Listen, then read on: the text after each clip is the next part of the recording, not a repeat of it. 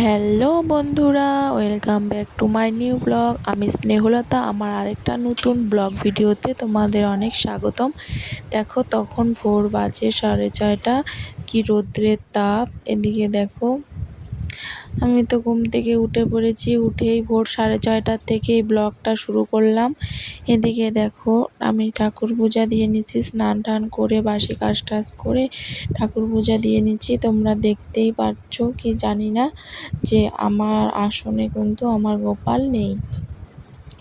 তো আমার গোপাল কোথায় গেল, মানে কোথায় রেখে আসলাম, সবটাই তোমাদের সঙ্গে শেয়ার করব। ভিডিওটা সম্পূর্ণ দেখতে থাকো, আশা করি তোমাদের অনেক ভালো লাগবে। আর ভিডিওটা ভালো লাগে থাকলে অবশ্যই লাইক, কমেন্ট, শেয়ার করে দিও, সাবস্ক্রাইব করে দিও। দেখো, সকালে পূজা আমার কমপ্লিট। পূজা দিয়ে আমি চলে যাচ্ছি দোকানে মুড়ি আনবো। তো তখন বাজে 8:30টার মতন, না 7:30 মনে হয় হবে। তো দেখো, আমাদের বাড়ির পাশে দোকানে যাচ্ছি মুড়ি আনতে, কারণ কি মুড়িটা আর কি শেষ হয়ে গেছে। তো দেখো, এদিকে দোকান থেকে মুড়ি নিয়ে নিয়েছি, মুড়ি নিয়ে চলে আসছি বাড়ি। আর তোমাদের সঙ্গে এখন শেয়ার করি যে আমার আর কি গোপাল কোথায় গেল।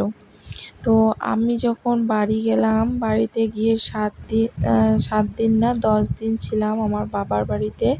তো আমরা যেইখানেই যাই গোপালকে আমাদের সঙ্গেই নিয়ে যাই। তো একটা গোপালের একটা আলাদাই ব্যাগ আছে, ব্যাগে করে আমার মেয়ে গোপালকে নিয়ে যায়।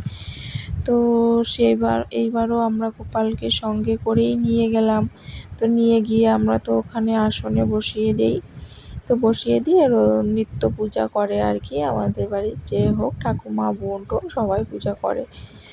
তো যেদিন আমরা আসবো সেদিন আমরা এত তাড়াহুড়ার মধ্যে ছিলাম যে তার আগের দিন ছেলের মানে জন্মদিন হয়েছিল, ওগুলো সব গোছানো গাছানো হাবিজাবি সব আর কি।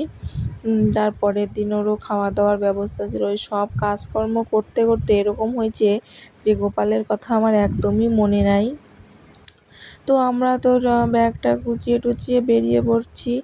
আমরা রাস্তাতে এতক্ষণ গাড়ির জন্যে দাঁড়িয়েছিলাম, তাও আর কি গোপালের কথা আমার একটুকু মনে নাই। শুধু আমি ভাবতেছি কি রেখে আসলাম, একটুকু মনে পড়তেছে না যে গোপালকেই আমরা রেখে আসছি। তো যাই হোক, সারা রাস্তা আসছি কি রেখে আসলাম ভাবতেই তারপরে বাড়ি এসে যখনই ঠাকুরের আসন দেখি যে গোপাল নেই, তখনই মনে পড়ছে হ্যাঁ, গোপালকে তো আমরা আনি নেই। তারপরে কি আর করা যাবে, গোপাল এখন তো আর আমি যেতে পারবো না বাড়িতে। হ্যাঁ, তো ভাবলাম কি থাক, গোপাল হয়তো আমাদের সঙ্গে নিজে থেকেই আসতে চায়নি। হ্যাঁ, তো কয়দিন আত্মীয় খাক গোপালও। তো আমি আমার বোনকে বললাম যে তুই হলো যখন মানে আমাদের বাড়ি আসবি তখন গোপালকে সঙ্গে নিয়ে আসিস। বললো ঠিক আছে, তো চিন্তা করতে হবে না, গোপাল আমাদের এইখানে ভালোই আছে, হ্যাঁ, খাচ্ছে দাচ্ছে এই আর কি। তো দেখো, তোমাদের সঙ্গে কথা বলতে বলতে আমার সবজি কাটাই কমপ্লিট হয়ে গেল। আজকে আমি রান্না করব ওই কালকের কিছুটা শাক রেখে দিয়েছিলাম, ঢেঁকিয়া শাক। ওই ঢেঁকিয়া শাকটা আলু দিয়ে ভাজা করব, আর মিষ্টি কুমড়া রান্না করব, আর মেয়ের জন্য একটু পাঁপড় ভাজবো, আর ডিম আমলেট করব। বাস এটুকুই রান্না করব, আজকে বেশি কিছু করব না। আর আমাদের এদিকে না আজকে প্রচণ্ড গরম, আর এই গরমে রান্না করতে একদমই ইচ্ছা করে না। তবু কি, রান্না তো করতেই হবে, যেহেতু আমার 2 বাচ্চা আছে, ওরা তো খাবে, ওদের তো খিদা পাবেই। তো দেখো, এদিকে তার ছেলে যেহেতু সকাল সকাল ঘুম থেকে উঠে ওর বাবার সঙ্গে রাস্তা ঘুরে আসছে, রাস্তা ঘুরে এসে খাওয়া দাওয়া করে টোরে ঘুমায় বসছে। তখন হয়তো বাজে 8:30টার মতন। তো যেহেতু ঘুমাইছে, তখন তো আমার আর বসে থাকা যাবে না, কারণ ঘুম থেকে উঠলেই তো আর ঘুমাবে না, আর অত্যাচার শুরু করে দিবে। তাই ভাবলাম না, সকাল সকাল রান্নাটা আগে করে নেই। তখন বাজে 9টা। দেখো, আমি রান্না বসিয়ে দিয়েছি। প্রথমেই রান্না করে নিলাম আলু আর ঢেঁকিয়া শাকটা ভাজা করছি রসুন দিয়ে। তারপর মিষ্টি কুমড়াটা রান্না করব, রসুন সম্বাদ দিয়েই করব। কারণ মিষ্টি কুমড়া সবসময় রসুন সম্বার দিয়েই ভালো লাগে। তোমরা কি করে মিষ্টি কুমড়া খাও অবশ্যই কমেন্ট করে জানিও। আর তোমাদের কার কার ঢেঁকিয়া শাক ভালো লাগে বলো কমেন্টে। তোমরা কমেন্ট করলে আমি আরও ভিডিও বানানোর উৎসাহ পাই। তো দেখো তোমাদের সঙ্গে কথা বলতে বলতে এদিকে আমার রান্না শেষের দিকেই, প্রায় মিষ্টি কুমড়াটা হলেই যেহেতু রান্না শেষ। আর ভাত খাওয়ার সময় আমি ওকে ডিম অমলেট আর পাঁপড় ভাজা রান্না বানিয়ে দিব।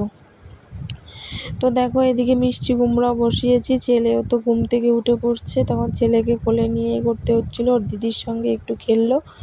এদিকে দেখো ওর দিদি পুতুল নিয়ে খেলছে। এই পুতুলটা না আমার ছেলে যখন পেটে ছিল তখন আমি যখন আলট্রাসোনোগ্রাফি করতে গেছিলাম সেইখান থেকে এই পুতুলটা আনছিলাম, ভাবছিলাম আমারও যদি একটা ছেলে হয় এরকম। তো ঠাকুরের দয়ায় দেখো আমার একটা ছেলে সন্তান হয়ে গেছে। তো আমি তো অনেক খুশি। দেখো তারপরে মেয়ে ভাত খাবে, তার জন্য ওকে পাঁপড় ভাজা ডিম অমলেট করে ওকে ভাত টাত খাইয়ে দিয়ে দেখো ঘুম পাড়িয়ে দিচ্ছিলাম। কারণ ওকে তো প্রতিদিন ঘুম পাড়িয়ে দিতে হয়, না হলেও ঘুমায় না। তুমি রাত্রেই বলো আর দিন দুপুরেই বলো ঘুম পাড়িয়ে দিতে হবে। তারপর দেখো বরমশাই দোকান থেকে চলে এসছে, কালকে রাত্রে অনেকগুলো আম নিয়ে আসছিলো, কাঁচা কাঁচা আম।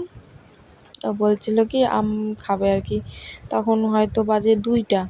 তারপরে আমি 2টা আম কাটলাম, লঙ্কা লবণ দিয়ে আর কি খেলো।